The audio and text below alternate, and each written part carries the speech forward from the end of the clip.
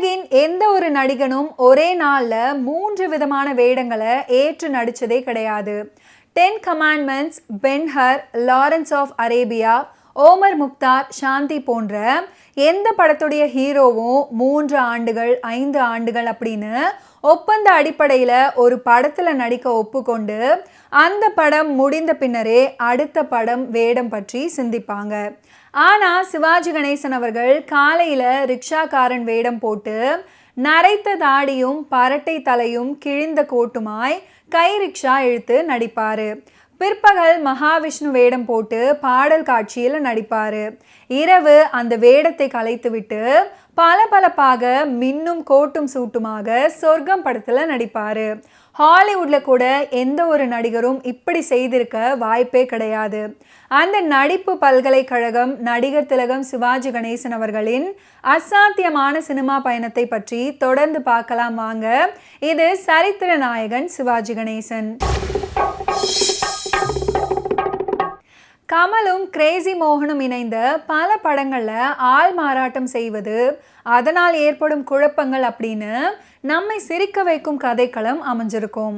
ஆனால் இந்த கதையமைப்பு 1954 வெளிவந்திருக்கு அப்படின்னு சொன்னால் நம்புவீங்களா? அதுவும் நடிகர் திலகம் நடிப்பில் சிவாஜி கணேசன், பத்மினி, டி.ஆர். ராமச்சந்திரன், ராகினி அப்படின்ற பெரும் நட்சத்திர பட்டாளம் நடித்த கல்யாணம் பண்ணியும் பிரம்மச்சாரி அப்படின்ற படம் தான் இது. சிவாஜி கணேசன் அவர்கள் தமிழ் சினிமாவில் யாரும் தொட முடியாத ஒரு சாதனை செய்தவர். அதாவது சிவாஜி கணேசன் அவர்கள் நடித்த 2 திரைப்படங்கள் ஒரே நாளில் வெளிவந்திருக்கிறது. அதுவும் ஒன்றல்ல இரண்டல்ல பல முறை வெளிவந்திருக்கிறது. அந்த லிஸ்டில் அந்த நாள் மற்றும் கல்யாணம் பண்ணியும் பிரம்மச்சாரி படங்களும் அடங்கும். அந்த நாள், கல்யாணம் பண்ணியும் பிரம்மச்சாரி ஆகிய 2 திரைப்படங்களுமே ஏப்ரல் 1954 ஏப்ரல் 13 தமிழ் புத்தாண்டை முன்னிட்டு வெளியானது. இதில் அந்த நாள் திரைப்படம் காலத்தை தாண்டியும் பேசப்படும் திரைப்படமாக அமைந்தது. கல்யாணம் பண்ணியும் பிரம்மச்சாரி திரைப்படத்தில் அமைந்த மற்றொரு அழகான பாடல் தான் கவியின் கனவில் வாழும் காவியமே கருத்தில் அழகு செய்யும் ஓவியமே அப்படின்னு தொடங்கக்கூடிய இந்த பாடல். இந்த பாடலை வி.என். சுந்தரம் அவர்களின் இனிய குரலில் கே.டி. சந்தானம் எழுதிய பாடல். சிவாஜி கணேசன் அவர்களுடைய பெரும்பான்மையான பாடல்களை டி.எம். சௌந்தரராஜன் தான் பாடியிருக்கிறாரு. டி.எம். சௌந்தரராஜன் சிவாஜிக்காக பாடிய முதல் பாடல் கொஞ்சம் கிளியான பெண்ணை கூண்டு கிளியாக்கி விட்டு அப்படின்ற கூண்டு கிளி படத்தில் இடம்பெற்ற பாடல். மற்ற பாடகர்களும் சிவாஜிக்காக ஒரு சில பாடல்களை பாடியிருக்கிறாங்க. சந்திரபாபு ஜாலி லைஃப் அப்படின்ற பாடலை கல்யாணம் பண்ணியும் பிரம்மச்சாரி படத்துக்காக பாடியிருக்கிறாரு. C S. Jayaraman, Sirkazhi Govindarajan, A M. Raja, P B. Sreenivas, T M. Soundararajan, S P. Balasubrahmanyam, Malaysia Vasudevan ஆகியோர் சிவாஜி கணேசனுக்காக ஒரு படத்தில் யாராவது ஒருவர் மட்டுமே பின்னணி பாடியிருப்பாங்க. ஆனால் வணங்காமுடி அப்படின்ற படத்தில் மட்டும் சிவாஜிக்கு சீர்காழி கோவிந்தராஜன், ஏ.எம். ராஜா, டி.எம். சௌந்தரராஜன் ஆகிய 3 பேரும் வெவ்வேறு பாடல்களுக்கு பின்னணி பாடியிருப்பாங்க. அதே போல் கல்யாணம் பண்ணியும் பிரம்மச்சாரி படத்தில் மட்டும் சிவாஜிக்கு ஜே.பி. சந்திரபாபு, ஏ.எம். ராஜா, வி.என். சுந்தரம் ஆகிய 3 பேர் பின்னணி பாடியிருப்பாங்க. மேதாவி போலே ஏதேதோ பேசி ஏமாந்து போகலாமா ஐயாவே அப்படின்னு தொடங்கக்கூடிய இந்த பாடலை ஜிக்கி அண்ட் ஏ.எம். ராஜா அவர்கள் கூட்டணியாக இணைந்து பாடியிருப்பாங்க. பத்மினி அண்ட் சிவாஜி கணேசன் அவர்களுக்கு இந்த பாடல் ஜாலி டூயட் பாடலாக அமைஞ்சிருக்கும். நடிகர் திலகம் சிவாஜி கணேசனுக்காக வி.என். சுந்தரம் 2 பாடல்களை பின்னணி பாடியிருக்கிறாரு. வீரபாண்டிய கட்டபொம்மன் அப்படின்ற படத்தில் வெற்றி வடிவேலனே அப்படின்ற பாடலையும், கல்யாணம் பண்ணியும் பிரம்மச்சாரி படத்தில் ஒரு பாடலையும் பாடியிருக்கிறாரு. இந்த பாட்டை டி.ஆர். ராமச்சந்திரன் பாடுறது போல நடிப்பார். சிவாஜி கணேசன் மறைவாக உட்காந்து ஹார்மோனிய பெட்டியை வாசிச்சுக்கிட்டு அவருக்காக பாடுவார். எதிர்த்த வீட்டில் இருக்கிற பத்மினியும் ராகினியும் டி.ஆர். ராமச்சந்திரன் தான் பாடுறாருன்னு நினச்சிக்கிட்டு கேட்டு ரசிப்பாங்க. இந்த பாட்டை பார்க்கும்போது 6 வருஷம் கழித்து வந்த ஒரு படத்தில் வரும் ஒரு பாட்டு கண்டிப்பாக ஞாபகத்துக்கு வரும். 1960 வெளியான அடுத்த வீட்டு பெண் படம். அதுலேயும் டி.ஆர். ராமச்சந்திரன் தான் ஹீரோ. கண்ணாலே பேசி பேசி கொள்ளாதே, காதாலே கேட்டு கேட்டு செல்லாதே, பி ஸ்ரீனிவாஸ் அவர்கள் இந்த பாடலை பாடியிருந்தாரு. இந்த பாட்டில் டி.ஆர். ராமச்சந்திரன் பாடுறது போல நடிப்பார். அவருக்கு பின்னணி பாடியது தங்கவேலு அவர்கள். அந்த பாட்டில் நடந்த மாதிரியே இந்த பாட்டிலையும் நடக்கும்.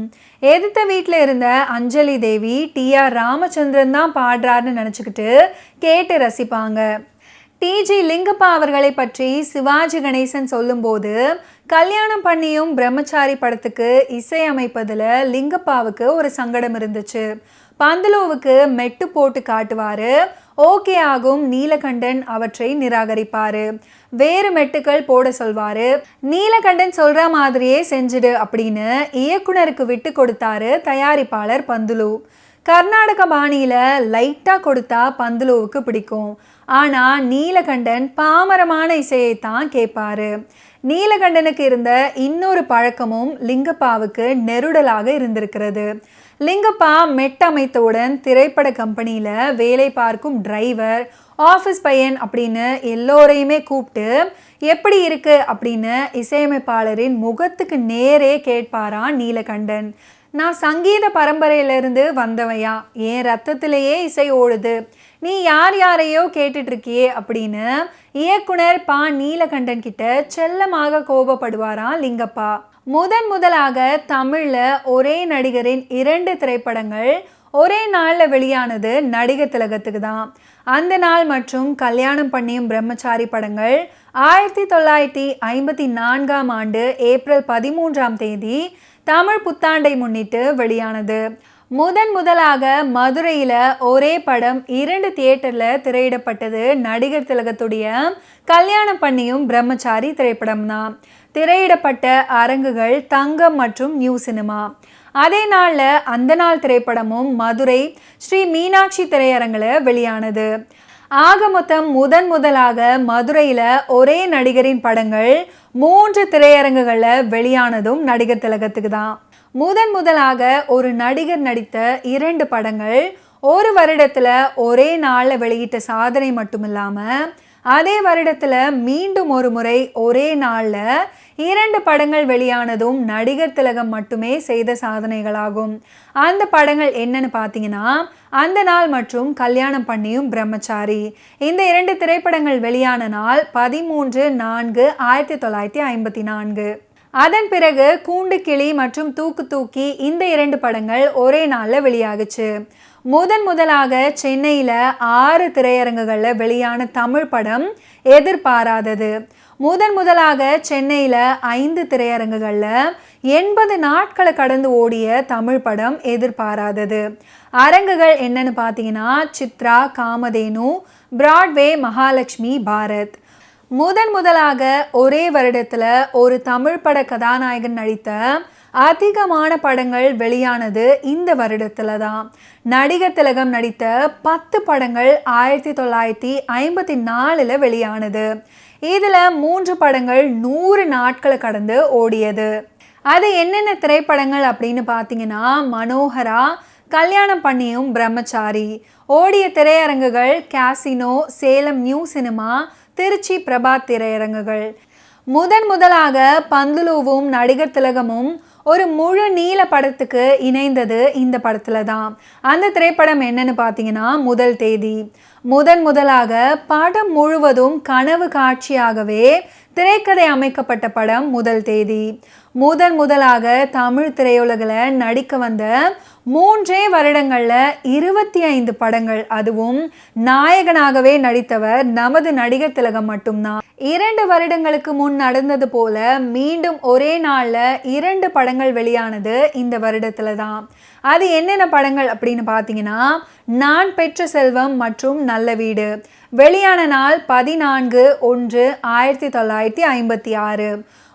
முதலாக 43 நாட்கள் வித்தியாசத்தில் ஒரு கதாநாயகனின் 6 படங்கள் வெளியானது நடிகர் திலகத்துக்கு மட்டும்தான். அது என்னென்ன திரைப்படங்கள் அப்படின்னு பார்த்தீங்கன்னா, 1956 நான் பெற்ற செல்வம், நல்ல வீடு, நானே ராஜா, தெனாலிராமன், பெண்ணின் பெருமை, ராஜா ராணி ஆகிய படங்கள். எதிர்பாராதது படத்தை தொடர்ந்து சென்னையில் 6 திரையரங்குகளில் வெளியான படம் நானே ராஜா. ஓகே வியூவர்ஸ், இன்னைக்கு நிகழ்ச்சியில் நடிகர் திலகம் சிவாஜி கணேசன் அவர்களுடைய திரை பயணத்தில் நடந்த நிறைய சுவாரஸ்யமான விஷயங்களை நீங்கள் பார்த்து தெரிஞ்சிருப்பீங்க. அடுத்தடுத்த எபிசோட்ஸில் சந்திப்போம். நன்றி, வணக்கம்.